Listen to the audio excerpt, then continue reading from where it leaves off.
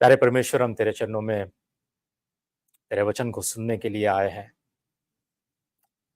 पिता, तेरा वचन कहता है कि मनुष्य केवल रोटी से नहीं परंतु परमेश्वर के मुख से निकली हुई हर बात से, हर वचन से जीवित रहता है। पिता, आज हमारी मदद कर। सुनने के कान हमें दे, ग्रहण करने वाला मन हमें दे, ताकि पिता हम केवल तेरे वचन को सुने ही नहीं परंतु वचन पर चलने वाले बने। हमारे बीच में पवित्र आत्मा की सेविकाई के लिए हम विनती करते हैं कि हमसे तू बातें कर।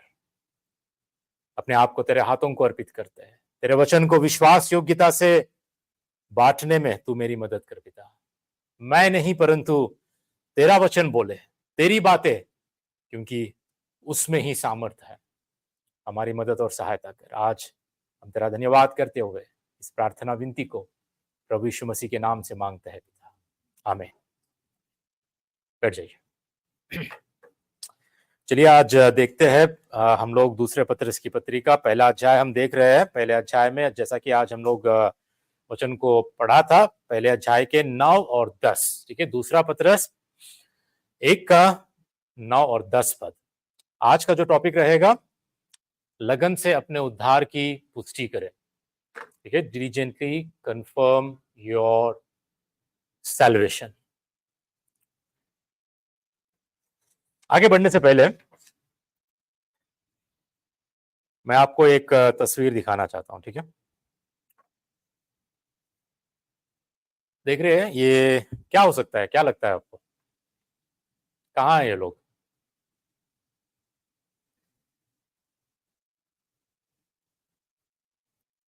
अगर यही प्रश्न मैं नाइजल भाई से पूछूं तो वो तुरंत मुझे जवाब दे देंगे। एग्जैक्टली। नाइजल भाई हमारे स्टेशन मास्टर जो रेलवेज में काम कर रहे हैं, अगर उनसे मैं पूछूं तो वो तुरंत बता देंगे कि ये कहाँ की पिक्चर है, ये कहाँ की फोटो है, ठीक है। पता है ये ट्रेन में किस कंपार्टमेंट की फोटो है? क्या लगता है आपको?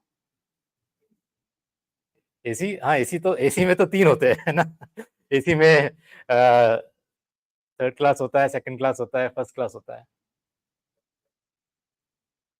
Exactly, first class. कभी आपने देखा है ऐसी भीड़ कि फर्स्ट क्लास एसी में लोग ऐसे, पता है ये कैसे पैसेंजर्स है? ये बिना टिकट के, बिना टिकट के ट्रैवल करने वाले, सफर करने वाले फर्स्ट क्लास एसी में बस ऐसे ही घुस गए बिना टिकट के। अपने इंडिया में चलता है ना। और ऐसे कुछ राज्य है, ऐसे कुछ राज्य है, ऐसे कुछ स्टेट्स है, मैं नाम नहीं लूंगा, लेकिन जहां पर अगर आप टिकट लोगे, ट्रेन का टिकट लोगे, तो लोग आपको ऊपर से नीचे देखेंगे। कभी ट्रेन टिकट भी लेना पड़ता है क्या आपको? ऐसे कोई राज्य है वहां पर कोई भी, ठीक है, ट्रेन में सफर करने कभी टिकट नहीं लेता है, कभी टिकट नहीं लेता है, ठीक है। पुलिस या टीटी भी डरते हैं ट्रेन टिकट पूछने के लिए। ऐसे कोई राज्य है। तो यहां पर जो हुआ है, एक स्त्री ने, एक महिला ने इस फोटो को ट्वीट किया। एक्चुअली ये वीडियो है, वीडियो को ट्वीट किया रेलवे मिनिस्टर को कि देखिए ऐसी हालात है, हमने टिकट खरीदा है, कंफर्म टिकट खरीदा है, इतना महंगा टिकट खरीदा है, फर्स्ट क्लास एसी, जो लगभग फ्लाइट टिकट के से ज्यादा महंगा नहीं होता है, ठीक है, लगभग उतना ही दाम होता है। इतना महंगा टिकट खरीदने के बाद ट्रेन में क्या सिक्योरिटी है? बस लोग आए, घुस बैठे, और ऐसे जहां पर हमें चलने की भी जगह नहीं है ना। इसके बारे में और भी मैं लास्ट में बताऊंगा, ठीक है। लेकिन बात यह है, मैं क्यों बता रहा हूं आज, हम अपने दैनिक जीवन में ना, हर दिन के अपने जीवन में हम लोग कई चीजों की हम पुष्टि करना पसंद करते हैं, कई चीजों को हम कंफर्म करना हम पसंद करते हैं। जैसा कि टिकट की पुष्टि, टिकट कंफर्मेशन, है ना। और कोई स्कूल में अगर आपका बेटा या बेटी, कोई स्कूल में एडमिशन मिलता है, तो वो स्कूल हो या कॉलेज में, हम क्या करते हैं, हम सीट कंफर्मेशन, सीट कंफर्म हुई कि नहीं, है ना, हम उसकी पुष्टि करने की हम कोशिश करते हैं। साथ ही साथ देखिए, यहां से अगर कोई इंडिया पैसा भेजता है किसी भी तरह, चाहे वो बैंक ट्रांसफर हो या कोई भी ऐप के जरिए हो या एजेंट के जरिए हो या क्या कहते हैं उसको, मनी, हाँ हाँ रेमिटेंस वाला जो जो भी है, ठीक है, जैसा भी अगर आप मनी ट्रांसफर करते हो, रेमिट करते हो, आपको कंफर्मेशन मिलता है ना, आपको नोटिफिकेशन मिलता है, ईमेल मिलता है, आपके मोबाइल पे आपको मैसेज आता है, लेकिन फिर भी आप क्या करते हो, जिसको पैसा भेजे है उसको फोन करके 10 बार उससे पूछते हो पैसा मिला कि नहीं, भाई पैसा मिला कि नहीं, कंफर्म मिल गया कि नहीं, है ना, 10 बार उससे आप कंफर्म कर लेते हो ताकि आपके दिल को तसल्ली मिले, मन को शांति मिले, हाँ पैसा पहुंच गया है, कहीं अटक तो नहीं गया है ना। ऐसा हम लोग कई विषय में, हर बात में, हर छोटी छोटी बात में हम कंफर्म करते हैं, हम कंफर्म करते हैं, हम पुष्टि करते हैं। लेकिन जब दुख की बात यह है, दुख की बात यह है कि जब आत्मिक बातों में, आत्मिक बातों में जब परमेश्वर का वचन ऐसा हमसे कहता है कि अपने उद्धार की पुष्टि करो, मतलब अपने बचाए जाने की आप पुष्टि करो, लेकिन हम क्या करते हैं, इसी बात में हम बिल्कुल भी चिंतित नहीं होते, बिल्कुल भी हम चिंतित नहीं होते। हमारे मन में चिंता नहीं होती कि क्या सच में मेरे जीवन में, क्या मेरे आत्मिक जीवन में मुझे अपने उद्धार को लेकर, अपने बचाए जाने को लेकर एम आई कंफर्म्ड, क्या मेरे पास वो अश्योरेंस है, वो आश्वासन है कि सच में मेरा उद्धार हो, है ना। वचन कहता है हमसे, जो अभी तक हमने पढ़ा है, वचन जब शिल्पा बहन ने पढ़वाया है हमको गीत गाने के समय, हमने उस वचन के आधारित, वचन कहता है, आज्ञा देता है कि अपने बुलाए जाने और अपने चुन लिए जाने की पुष्टि करो, कंफर्म कर लो, confirm your calling, confirm your election. लेकिन यहीं पर हम लापरवाही करते हैं, यहीं पर हम चिंतित नहीं होते, हमें लगता है कि अरे इस बात पे हमें चिंता करने की क्या जरूरत है, मैं तो पहले उद्धार पा लिया हूं, मैं बचपन में पा लिया हूं, या जब मैं जवान था, या किसी मीटिंग में मैं गया था, किसी ने मुझे समाचार सुनाया था, किसी ने मुझे पर्ची दी, या कभी मैं ऑनलाइन में कुछ देखता था, ऐसे मैं उद्धार पा लिया हूं। अब मुझे उद्धार के बारे में चिंता करने की क्या जरूरत है, मुझे अपने खुद के उद्धार के बारे में चिंता करने की क्या जरूरत है, हम ऐसे ही सोचते हैं, हमें इसके बारे में और कुछ हमें चिंता होती नहीं है। और दुख की बात यह भी है कि कई सारे प्रचारक, जब एक दिन आप उनकी कलीसिया गए, उनके संगति में अटेंड किए, या कभी जाकर छोटी सी एक प्रार्थना कर लिए, या किसी ने कहा कि पास्टर जी मैं विश्वास करता हूं, प्रभु यीशु मसीह में विश्वास करता हूं, और तुरंत ही डिक्लेयर कर देते हैं हाँ आज तेरा उद्धार हो गया। हो सकता है कि सच में हुआ है, लेकिन ये समय बताता है। तुरंत ही अगर हम ये घोषित कर देते हैं, ये घोषित कर देते हैं कि हाँ मेरा उद्धार हो चुका है, वास्तव में उद्धार बिल्कुल क्षण भर में होता है, तुरंत होता है, और यह उद्धार का कार्य परमेश्वर खुद करता है, बिल्कुल ये सच्चाई है। लेकिन दुख की बात यह है कि हम लोगों को तुरंत घोषित कर देते हैं, झूठी तसल्ली देते हैं, झूठी आशा में रखते हैं कि हाँ भाई, हाँ बहन, आपका उद्धार हो गया है। लेकिन वचन इसके विपरीत हमें कहता है कि अपने अपने विश्वास को परखो, है ना, अपने बुलाए जाने, अपने चुन लिए जाने को परखो, इसको सिद्ध करने का प्रयत्न करो। देखते हैं हम वचन हमसे क्या कहता है। इसलिए आज का जो वचन है बहुत बड़ा महत्वपूर्ण है, सुनने, ध्यान से सुनने की आप कोशिश कीजिए, ठीक है। वचन हमसे कहता है 2 पतरस का 1:10, इस कारण हे भाइयों, अपने बुलाए जाने और चुन लिए जाने को सिद्ध करने का भली भांति यत्न करते जाओ, क्योंकि यदि ऐसा करोगे तो कभी भी ठोकर ना खाओगे। ठीक है, क्या कहता है यहां पे वचन? इस कारण है भाइयों, अपने किस किस को हमें क्या करना है? बुलाए जाने और चुन लिए जाने को सिद्ध करने का भली भांति यत्न करते जाओ। ठीक है, अब आपको मैं और एक दो ट्रांसलेशन बताना चाहता हूं जो आसानी से सरल भाषा में आपको समझ में आएगी। ठीक है, यहां पर ऐसा लिखा है कि इसलिए हे भाइयों, अपनी बुलाहट और चुने जाने को प्रमाणित करने का अत्यधिक प्रयत्न करो, क्योंकि ऐसा करने से तुम कभी ठोकर नहीं खाओगे। और एक ट्रांसलेशन में ऐसा लिखता है, वचन ऐसा दिखता है कि इसलिए प्रिय भाई बहनों, अपने बुलावे को तथा चुन लिए जाने को साबित करने के लिए भली भांति प्रयास करते रहो। यदि तुम ऐसा करते रहोगे तो कभी भी मार्ग से ना भटकोगे। क्लियर, समझ में आ गया? ठीक है, तो यहां पर कभी भी, जैसा मैं आपको पिछली बार बताया था, अध्ययन कैसे करना है, वचन को कैसे पढ़ना है, बाइबल को हमें कैसे पढ़ना है, और जब भी ये शब्द, ठीक है, इसलिए देयरफॉर, इंग्लिश में इसको कहते हैं देयरफॉर, या इसी कारण, जब भी ये शब्द का इस्तेमाल किया जाता है तो तुरंत हमें क्या पूछना चाहिए? तुरंत हमें क्या कहना? किस कारण? जब वचन कहता है इस कारण तो हमें ये पूछना है किस कारण। जब वचन कहता है इसलिए तो हमें पूछना चाहिए किस लिए, वाई। तो इसके लिए हमें एक वचन पहले, एक पद पहले हमें पीछे जाना है, उसको संदर्भ में हमें समझना है कि वचन क्या कहता है। और कई सारे लोग यहीं पर गलती करते हैं। वचन को जिस संदर्भ में वचन के लेखक पवित्र आत्मा की प्रेरणा से उस खंड को किस संदर्भ में कहा है, किस लिए कहा है, किन लोगों के लिए कहा है, वो सब दाल में मिल जाता है, कीचड़ में मिल जाता है।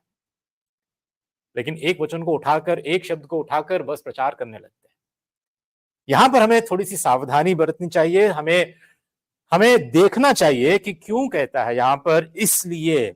हमें पूछना चाहिए किस लिए। तो जबकि हम देख पाते हैं दूसरे पत्रस का यही बात, यहां पर एक पद अगर पीछे हम जाते हैं तो वचन ऐसा कहता है कि क्योंकि जिसमें ये बातें नहीं वह अंधा है और धुंधला देखता है और अपने पूर्वकाली पापों से धुलकर शुद्ध होने को भूल बैठा है।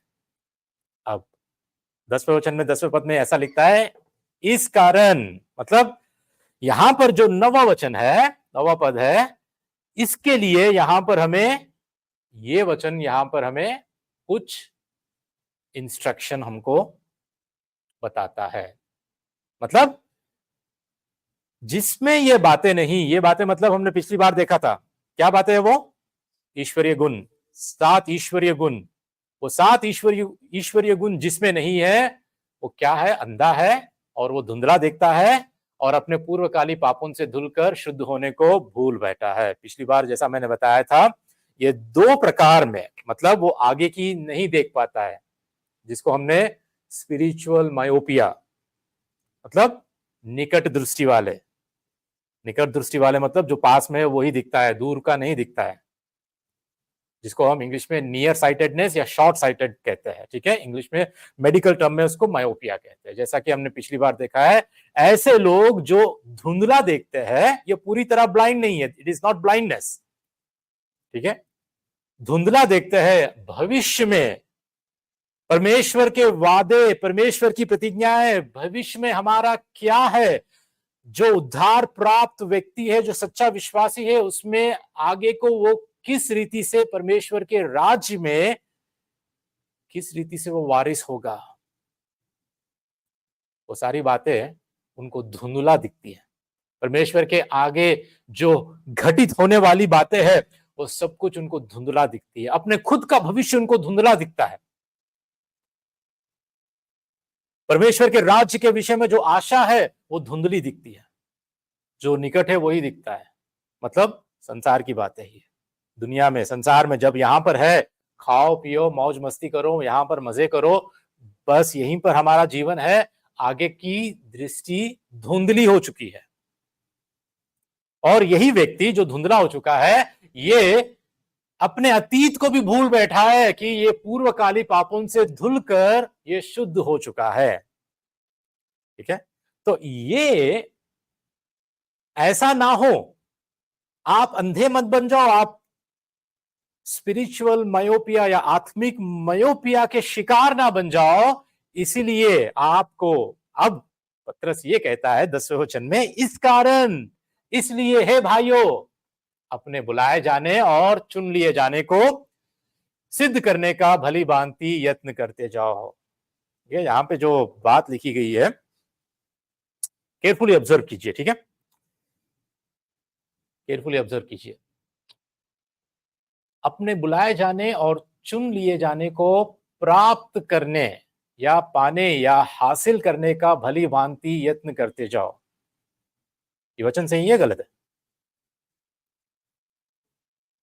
सही है? हिला रहे हो? हाँ, ये वचन जो मैंने अभी तक पढ़ा था, क्या ये वचन जैसा मैंने अभी तक आपको बताया, जैसा मैंने अभी तक पढ़ा था, क्या वैसा ही यहां पर आपको दिख रहा है या इसमें कोई बदलाव है? अपने, हाँ, एग्जैक्टली, एग्जैक्टली। ठीक है, अपने बुलाए जाने और चुन लिए जाने को प्राप्त करने, वचन ऐसा नहीं कहता है भैया, वचन ऐसा कहता है अपने बुलाए जाने और अपने चुन लिए जाने को सिद्ध करने।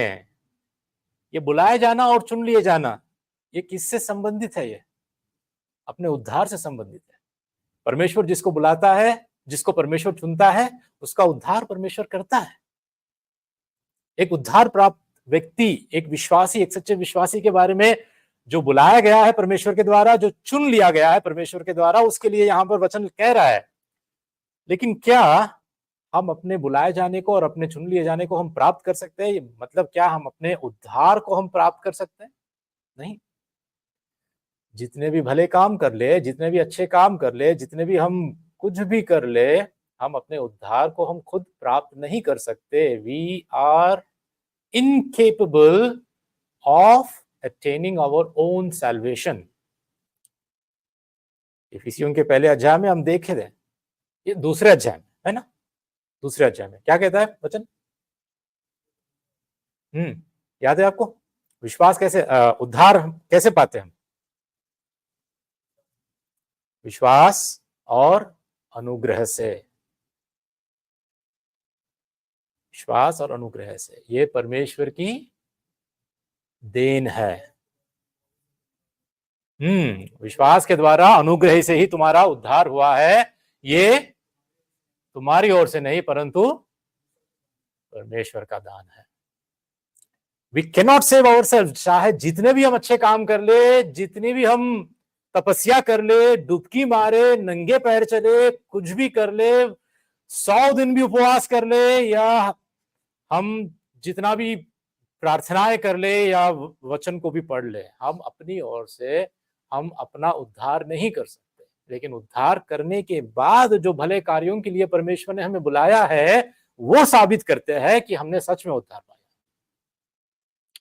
ठीक है, तो यहां पर कहने का मतलब यह है कि वचन ऐसा नहीं कहता है कि हम अपने खुद के बुलाए जाने को और चुन लिए जाने को हम प्राप्त कर सकते हैं। नहीं, हम पा सकते हैं या हम कमा सकते हैं। नहीं, हम उद्धार को कभी भी कमा नहीं सकते हैं। ये परमेश्वर, केवल परमेश्वर का उपहार है। This is the gift of God. ये बात को हमें अच्छी तरह समझ लेनी चाहिए, वरना हम कई सारे ऐसे गलत शिक्षाओं में हम फंस जाएंगे जहां पर लोग सिखाते हैं कि विश्वास और विश्वास के साथ साथ आपको अपने कर्मों को भी जोड़ना है, मतलब फेथ प्लस वर्क्स, इसी के साथ आपका उद्धार होता है। खासकर रोमन कैथोलिसिज्म में ये शिक्षा बहुत प्रचलित है, जहां पर आपको सिर्फ विश्वास नहीं, अपने कर्मों से भी अपने उद्धार को पाना पड़ता है। मतलब आप इतने सक्षम बन जाते हैं कि आप खुद अपने उद्धार को पा सकते हैं। मतलब आपको गर्व करने का कारण मिल जाता है कि मैंने कुछ किया, इसलिए मैंने अपने उद्धार को मैंने पा लिया। तो इसलिए आप परमेश्वर के पास अगर आप खड़े हो जाएंगे एक दिन, तो आप कह सकते हैं, परमेश्वर देखिए, मैंने इतनी प्रार्थना की, मैंने इतना दान दिया, मैंने इतना ये किया, मैंने इतनी सेवा की, मैंने सब कुछ किया, इसलिए तू मुझे बचा। नहीं, परमेश्वर हमें बचाएगा, हमारा उद्धार करेगा, तो हमारी क्षमता पर नहीं, हमारे भले कामों पर नहीं, केवल और केवल उसके अनुग्रह से ही। हम उसके पास कुछ नहीं ला सकते केवल हमारे पाप के सिवाय। We can bring only our sin to the cross to be saved by his grace. इसके अलावा और कुछ नहीं। तो ये वचन यहां पर अगर कोई भी उद्धार को प्राप्त करने, अपने बुलाए जाने, अपने चुन लिए जाने को अगर हम प्राप्त करने की अगर कोई शिक्षा देता है, तो सावधान, सही वचन ये है, अपने बुलाए जाने और चुन लिए जाने को सिद्ध करने का भली भांति यत्न करते जाओ। सिद्ध करने, इसका मतलब क्या होता है मैं आगे आपको मैं समझा दूंगा, ठीक है। तो चलिए हम देखते हैं इस वचन में जो एक एक बात यहां पर लिखी गई है, इन एक एक शब्दों का अर्थ क्या है, ठीक है। बुलाए जाने का अर्थ क्या है, चुन लिए जाने का अर्थ क्या है, सिद्ध करने का अर्थ क्या है, भली भांति यत्न करते जाओ, इसका अर्थ क्या है। इन सभी बातों को हम थोड़ा सा मैं बता देना चाहता हूं ताकि आपको समझ में आए, ठीक है। सबसे पहली बात, बुलाए जाने मतलब उद्धार के लिए परमेश्वर की बुलाहट, क्लियर है। दूसरी बात, चुन लिए जाने, इसका मतलब है जगत की उत्पत्ति से पहले उद्धार के लिए परमेश्वर द्वारा लोगों का चुनाव, ठीक है। ये चुनाव का जो सिद्धांत है, द डॉक्ट्रिन ऑफ इलेक्शन, यहां पर हमें दिखता है। साथ ही साथ इफिसियों की पत्री का पहले अध्याय में भी हम देख पाते हैं कि जगत की उत्पत्ति से पहले ही मसीह में हमें परमेश्वर ने चुन लिया है, ठीक है। तो यहां पर तीसरी बात, सिद्ध करने। अब यहां पर थोड़ा सा जो हिंदी को ठीक तरीके से समझ नहीं पाते उनके लिए थोड़ी सी दिक्कत हो सकती है, ये क्या कह रहा है यहां पर वचन, सिद्ध करने का मतलब क्या है। इसलिए सरल भाषा में जब हम देख पाते हैं तो इसका मतलब ये होता है कि प्रमाणित करने या साबित करने या पुष्टि करने, मतलब कंफर्म करने। इंग्लिश में इसको लिखा है कि कंफर्म, ठीक है। जैसा कि हम लोग टिकट कंफर्म करते हैं, सीट कंफर्म करते हैं, मनी ट्रांसफर कंफर्म करते हैं, बैंक में पैसा मिला कि नहीं, ट्रांसफर करते हैं, कंफर्म करते हैं। तो उसी रीति से पुष्टि करना, अपने बुलाए जाने, अपने चुन लिए जाने को पुष्टि करो, सिद्ध करो या कंफर्म करो। और आखिरी बात यह है, भली भांति यत्न करते जाओ, मतलब कड़ी मेहनत करो, हर संभव प्रयास करो, अत्यधिक प्रयत्न करो। उद्धार देने वाला कौन है? परमेश्वर है। जो हमको चुनता है कौन है? परमेश्वर है। जो बुलाता कौन है? वो परमेश्वर है। ये काम परमेश्वर का है, लेकिन हमको भी एक काम दिया गया है उद्धार पाने के बाद, ठीक है। हम बचाए जाने के बाद हमको भी ये काम दिया है जिसमें हमें कड़ी मेहनत करनी है, जिसमें हमें प्रयत्न करना है, जिसमें हमें भली भांति हमें यत्न करना है, हर संभव प्रयत्न करना है। किस लिए? कि हम अपने उद्धार को कंफर्म कर ले, हम अपने उद्धार को कंफर्म कर ले, उसकी पुष्टि कर ले। लेकिन प्रश्न यहां पर यह होता है, ठीक है, कि भैया हम कैसे पुष्टि करें, हम कैसे कंफर्म करें, हमें उद्धार का आश्वासन कैसे हो सकता है? How can we have assurance? क्या मैं एक छोटी सी प्रार्थना कई साल पहले, प्रभु यीशु मैं विश्वास करता हूं तू ही उद्धार करता है, तू ही मेरा प्रभु है, या मेरे माँ बाप ने मुझे एक चर्च में लेके गया, वहां पर मैंने वचन को सुना या सुसमाचार को सुना, या किसी ने मुझे सुसमाचार को सुनाया, तो मैंने एक छोटी सी प्रार्थना की, सिनर्स प्रेयर कहते हैं ना, पापी की प्रार्थना, मैंने ये प्रार्थना कर ली और उस दिन मेरा उद्धार हो गया। उसके बाद मैंने फिर कभी प्रार्थना नहीं की, फिर से कभी मैंने कुछ, मेरे जीवन में कुछ बदलाव नहीं, कुछ नहीं। बस सालों साल पहले एक दिन एक वक्त ऐसा था जब मैंने प्रार्थना की, इसलिए मैंने उद्धार पा लिया। क्या हम कह सकते हैं? नहीं, वचन ऐसा नहीं कहता है। तो कैसे हम जाने वचन क्या कहता है हमसे? कैसे हम आज कंफर्म कर ले, है ना, स्टैंप मारकर कंफर्म एंड चॉप, कंफर्म कैसे कर ले हम कि मेरा उद्धार हुआ है? कैसे वो आश्वासन हमें हो सकता है कि मेरा उद्धार हुआ है? हमने देखा अभी तक 9वें वचन में कि वचन क्या कहता है, याद होगा आपको, ठीक है। क्योंकि जिसमें ये बातें नहीं, वो अंधा है और धुंधला देखता है। तो यहां पर पतरस हमें आश्वासन के विषय में, ठीक है, उद्धार के आश्वासन को हम कैसे पा सकते हैं, इसी बात को 9वें वचन में, 9वें पद में हमको ये कहता है कि जिसमें ये बातें नहीं, वो धुंधला देखता है, मतलब उसको उद्धार का आश्वासन नहीं होता है। ये बातें मतलब वो 7 ईश्वरीय गुण जिसको मैं आगे आपको बताना चाहता हूं। ठीक है, देखिए पिछली बार मैंने बताया आपको ये 7 ईश्वरीय गुण जो 5 से लेकर 7 पद तक हमने देखा है। ये 7 ईश्वरीय गुण जो सद्गुण, समझ, संयम, धीरज, भक्ति, भाईचारे की प्रीति और प्रेम, ये 7 ईश्वरीय गुण में वचन कहता है कि जो इनमें प्रगति करता है, जो इनमें विकास करता है, जो इनमें बढ़ते जाता है, उसी के जीवन में उद्धार का आश्वासन होता है। ठीक है, अब इस वचन के आधार पर, वैसे वचन में और कहीं पर भी और दूसरी जगह भी उद्धार के आश्वासन के बारे में लिखा है, जो पवित्र आत्मा हमारे खुद की आत्मा से गवाही देता है कि हम उसकी संतान हैं, वो भी एक आश्वासन है। परमेश्वर का वचन उसकी प्रतिज्ञाओं से, नजल भाई जब हमें पढ़ा रहे थे तो एक यूहन्ना से भी हम कई बार कि जो विश्वास में है, जो विश्वासी है, वो किस रीति से परमेश्वर की आज्ञाओं का पालन करके अपने उद्धार के आश्वासन को पा सकता है, कंफर्मेशन को, एश्योरेंस को पा सकता है। वैसे यहां पर भी पत्रस इस 2 पत्रस की इस पत्री में हमें उद्धार के आश्वासन को पाने की, कंफर्मेशन को पाने के लिए कहता है कि इन 7 ईश्वरीय गुणों में जो बढ़ते रहता है, जो उन्नति करते रहता है, उसके जीवन में ये पुष्टि हो सकती है। यदि आपके जीवन में ये 7 ईश्वरीय गुण में आप नहीं बढ़ रहे हैं, आपके जीवन में नहीं दिख रहा है, लेकिन आप घोषित कर रहे हो मैंने उद्धार पाया, मैंने प्रभु यीशु मसीह को विश्वास किया, मैंने ये प्रार्थना की, भाइयों और बहनों, आप कुछ भी कह लो, आप किसी पर भी दावा करके किसी भी बात का दावा आप कर सकते हो, या आप घोषणा कर सकते हो, या आप कह सकते हो, लेकिन जब तक आपके जीवन में ये ईश्वरीय गुणों में आप विकसित नहीं हो रहे हो, आप बढ़ नहीं रहे हो, तब तक आपके उद्धार के विषय में हमेशा शक ही होता है, शक ही होता है। ठीक है, तो कहने की बात यह है, यदि कोई इन ईश्वरीय गुणों में उन्नति कर रहा है, बढ़ रहा है, तो क्या होगा? उसको उद्धार का आश्वासन होगा, और यदि नहीं बढ़ रहा है तो उसको उद्धार का आश्वासन कभी नहीं होगा। No confirmation, no confirmation. ठीक है, नो एश्योरेंस, नो एश्योरेंस। लेकिन आप ये पूछ सकते हैं कि भैया किसी व्यक्ति के उद्धार की पुष्टि के लिए ये ईश्वरीय गुण किस हद तक उसके जीवन में स्पष्ट होने चाहिए, किस हद तक हमारे जीवन में ये ईश्वरीय गुण दिखने चाहिए स्पष्ट रीति से। ठीक है,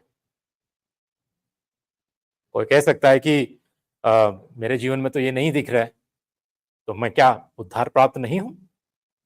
ये आप अपने आप से परख लेना चाहिए, अपने आप को देख लेना चाहिए। वचन कहता है कि अपने विश्वास को परखो कि तुम मसीह में हो या नहीं हो। ठीक है, किस हद तक, इसका जवाब देना बहुत मुश्किल है, बहुत मुश्किल है। लेकिन पिछली बार जैसे मैंने आपको बताया, मैं आपको ये कह सकता हूं, ठीक है, ये बता सकता हूं, जैसा कि पिछली बार, सच्चे विश्वासी को हम कैसे पहचाने। एक विश्वासी अगर सच्चा है, सच में उसने उद्धार प्राप्त वो व्यक्ति है, तो उसको हम कैसे पहचाने? 3 चिन्ह, 3 मार्क्स मैंने आपको बताए थे। वैसे बहुत सारे हैं, लेकिन बहुत महत्वपूर्ण बातें, 3 ऐसी बातें मैंने आपको बताई थी जिसको मैं आपके आगे तुरंत रखता हूं ताकि हम ठीक से फिर से एक बार समझे। ठीक है, सच्चे विश्वासी को कैसे पहचाने, how to recognise a true believer. The first mark is, एक सच्चा विश्वासी ईश्वरीय भक्ति का भूखा और प्यासा होता है। ठीक है, यहाँ पे जो ईश्वरीय भक्ति मैं कह रहा हूं, ये सिर्फ दिखावे की भक्ति नहीं है, जय मसीह की कह दिया, हाथ उठाकर हालेलुया कह दिया, अपना दान दे दिया, प्रभु की सेविका के लिए कुछ पैसे मदद कर दिया, या वो हो सकता है हर दिन बाइबल भी पढ़ता हूं, प्रार्थना भी करता हूं। ठीक है, इससे साबित नहीं होता, इससे साबित नहीं होता। एक सच्चा विश्वासी ईश्वरीय भक्ति का वो भूखा होता है, वो प्यासा होता है, उसमें हर वक्त वो भूख और प्यास होती है कि मैं कैसे भक्ति में और बढ़ता जाऊं, इन गुणों में, ईश्वरीय गुणों में मैं कैसे मैं बढ़ता जाऊं। कैसे मैं बढ़ता जाऊं। जैसा कि वचन कहता है कि वे कहते हैं कि हम परमेश्वर को जानते हैं पर अपने कामों से उसका इनकार करते हैं। तीतुस का 1:16। यदि हम बोलने के लिए, कहने के लिए हम कहेंगे कि हम बड़े विश्वासी है, हम उद्धार प्राप्त है, हम इतने सालों से हम ये है वो है, लेकिन उनके कर्मों से अगर वो ये दिखाते हैं कि वो परमेश्वर का इनकार करते हैं, तो वो सच्ची भक्ति नहीं है, वो सच्चे विश्वासी नहीं है। सोचने की बात है। दूसरा चिन्ह, दूसरी बात यह है कि एक सच्चा विश्वासी निरंतर पश्चाताप का जीवन जीता है। वो हमेशा अपने हृदय में पश्चाताप को लेकर जीवन जीता है। वो, उसका दिल कठोर नहीं होता है, कठोरता से अपना जीवन वो व्यतीत नहीं करता है। छोटा सा छोटा पाप भी अगर उसके जीवन में दिखता है, चाहे उसकी बोली से, अपने आंखों से या अपने व्यवहार से, किसी भी रीति से उसके जीवन में अगर छोटे से छोटा पाप भी या सांसारिक या दुनियादारी उसमें दिखती है ना, वो तुरंत पश्चाताप करता है, वो तुरंत दूसरों से माफी मांगता है, वो निरंतर पश्चाताप का जीवन जीता है। जैसा दाऊद भी हमेशा यही रोता था, यही प्रार्थना करता था। भजन संहिता का 51:10 में हम देखते हैं कि हे परमेश्वर, मेरे अंदर शुद्ध मन उत्पन्न कर और मेरे भीतर स्थिर आत्मा नए सिरे से उत्पन्न कर। हमेशा यही प्रार्थना होती है एक सच्चे विश्वासी की कि प्रभु मेरे मन में शुद्ध मन उत्पन्न कर। तीसरी बात, एक सच्चा विश्वासी ईमानदारी से पाप से दूर जाने की कोशिश करता है और हर संभव प्रयास करता है। ठीक है, वो पाप को एंजॉय नहीं करता है, मतलब वो पाप में आनंदित नहीं होता है, वो पाप में ही रहकर पाप में ही हमेशा अपना जीवन व्यतीत नहीं करता है। वो ईमानदारी से पाप से वो दूर भागता है, पाप को छोड़ना चाहता है। भले ही वो पाप में गिरने की संभावना उसके जीवन में होती है। वचन कहता है कि कोई सिद्ध नहीं है, कोई ऐसा व्यक्ति नहीं है, कोई नहीं कह सकता है कि मैं सिद्ध बन गया हूं, मैं पाप रहित हूं। वचन कहता है पहले यूहन्ना की पत्री में कि अगर ऐसा कोई कहता है कि मुझ में पाप नहीं है तो वो झूठा है ना, इज अ लायर। और इसीलिए हर सच्चे विश्वासी में पाप के साथ एक संघर्ष होता है, हमेशा संघर्ष करते रहता है, वो लड़ाई लड़ते रहता है। अगर यदि आपके जीवन में, मेरे जीवन में आज के दिन हमारे अंदर पाप के प्रति, संसारिकता के प्रति, दुनियादारी के प्रति अगर हमारे अंदर संघर्ष नहीं है, लड़ाई नहीं है, तो मानो कि कहीं ना कहीं हम उद्धार हमने अभी तक पाया नहीं, हमने पाया नहीं। एक सच्चा विश्वासी ही इज ए फाइटर, वो एक सिपाही है, वो एक ऐसा सैनिक है जो लोगों से नहीं लड़ता है, तू मैं नहीं करता है, झगड़ालू नहीं होता है, बल्कि वो पाप से लड़ता है, शैतान से लड़ता है, शैतान की ताकत से लड़ता है, दुष्टात्माओं से लड़ता है। वो प्रार्थना में अपने आप से लड़ता है, वो अपने खुद से लड़ता है, हर पाप के बंधन से वो छुटकारा पाता है, पाप के गुलामी में जीवन नहीं जीता है। ठीक है, वचन कहता है कि जो अपने अपराध छिपा रखता है उसका कार्य सफल नहीं होता, परंतु जो उनको मान लेता है और छोड़ भी देता है उस पर दया की जाएगी। किस पर दया की जाएगी? प्रभु मैं पापी हूं, मुझे माफ कर। क्या ये कहने वाले पे? केवल कहने वाले पे नहीं, वचन कहता है परंतु जो उसको मान लेता है, पाप को मान लेता है और क्या करता है? छोड़ भी देता है। हालेलुया, छोड़ भी देता है, उसी पर दया की जाएगी। देखिए वचन हमसे कितना साफ साफ कहता है कि हमें केवल मान नहीं लेना है, हमें छोड़ भी देना है। तो एक सच्चा विश्वासी पूरी ईमानदारी से, ठीक है, अपने दिल से, अपने मन से पाप को छोड़ने की वो कोशिश करता है, वो प्रयत्न करता है। इसलिए न्यू टेस्टामेंट स्कॉलर, ठीक है, थॉमस आर श्राइनर, शब्द थोड़े छोटे हैं। ऐसा कहते हैं कि जो लोग परमेश्वर की आज्ञाओं का पालन नहीं करते वे वास्तव में मसीह नहीं है। ठीक है, वे अपनी अवाज्ञा से अपनी सच्ची वफादारी प्रकट करते हैं। Through their disobedience they show their loyalty. ठीक है, वो किसके प्रति वफादार है वो ये दिखाते हैं। अपनी अवाज्ञा मतलब आज्ञा का पालन करते हैं कि नहीं, इससे पता चल जाता है कि वो किसके प्रति वफादार है। दूसरा, पतरस दावा करता है कि विश्वासी 1 अध्याय के 5 और 7 के गुणों का अभ्यास करके अपने बुलावे और चुनाव की पुष्टि करते हैं। ठीक है, जैसा मैंने अभी तक बताया, ये जो 7 ईश्वरीय गुण है उन गुणों का अभ्यास करके अपने बुलावे और अपने चुनाव की वो पुष्टि करते हैं। ये अच्छे काम उद्धार की कमाई नहीं है, लेकिन अच्छे काम इस बात की पुष्टि करते हैं कि कोई वास्तव में चुने हुए समुदाय से है। ठीक है, जो लोग संसार की भ्रष्टता की ओर लौट जाते हैं और अंत तक यीशु मसीह का अनुकरण नहीं करते हैं, वे उद्धार का नहीं बल्कि न्याय का अनुभव करेंगे। They have to face God's judgment. उद्धार का नहीं परंतु न्याय का अनुभव करेंगे।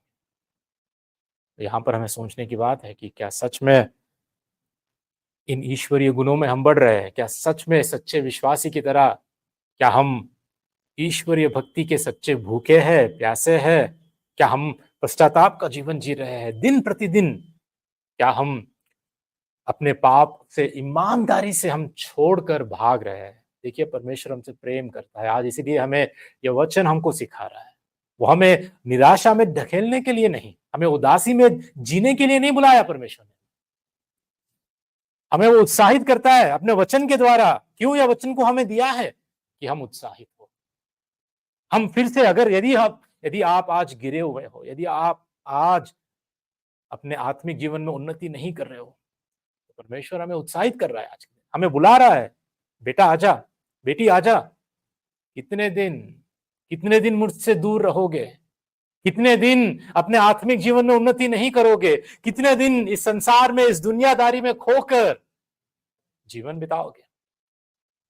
इस दुनिया की मोह माया में, सुख विलास में कितने दिन ऐसा जीवन बिताओगे?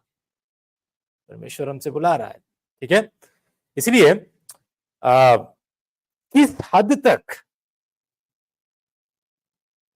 हम इस ईश्वरीय गुणों में हम अपने आप को दिखा सकते हैं, ये सवाल महत्वपूर्ण नहीं है, लेकिन महत्वपूर्ण ये है कि क्या पवित्र आत्मा की सहायता से, ठीक है, निश्चित रूप से, लगन से और लगातार क्या हम ईश्वरीय गुणों में, प्रभु यीशु मसीह के स्वरूप में दिन प्रतिदिन क्या हम बढ़ रहे हैं?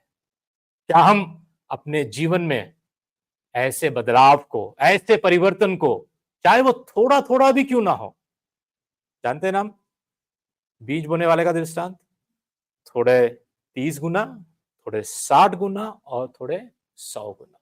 लेकिन बात यह है कि वहां पर हमें ग्रोथ या उन्नति या विकास या हमें वहां पर हमें दिखता है। वो रुकते नहीं है, जहां वहां रुकते नहीं है, अपने पाप में ही वो जीवन बिताते नहीं है। ठीक है, तो बात यही है कि क्या आप निश्चित रूप से, लगन से और लगातार इन ईश्वरीय गुणों में आप बढ़ रहे हैं। इसके अलावा आपको अगर आश्वासन होना है, अपने उद्धार का आश्वासन, अपने चुने जाने और अपने बुलाए जाने का ये पुष्टि आपको ये कंफर्म करना है, तो परमेश्वर ने हमें और एक उपहार दिया है, पता है, जानने के लिए। क्या दिख रहा है आपको यहां पे स्क्रीन पर? क्या ये? चर्च, कलीसिया, विश्वासी, हमारे साथ वाले, हमारे विश्वासी संगति परमेश्वर ने हमें दी है। क्यों पता है? क्योंकि जिनके साथ हम संगति करते हैं, जो हमारे साथ विश्वासी है, जो परिपक्व विश्वासी है, जो मसीह में जड़ पकड़े हुए सच्चे उद्धार प्राप्त व्यक्ति है, उनके बीच में जब हम संगति करते हैं, हम उनको जानते हैं, वो हमको जानने लगते हैं, हम आपस में विश्वास में एक परिवार की तरह जब हम जीवन जीने लगते हैं, ठीक है, वैसे कलीसिया का मतलब यही होता है कि हम एक परिवार की तरह, आत्मिक परिवार की तरह एक दूसरे को जाने, एक दूसरे के साथ जीवन जिए,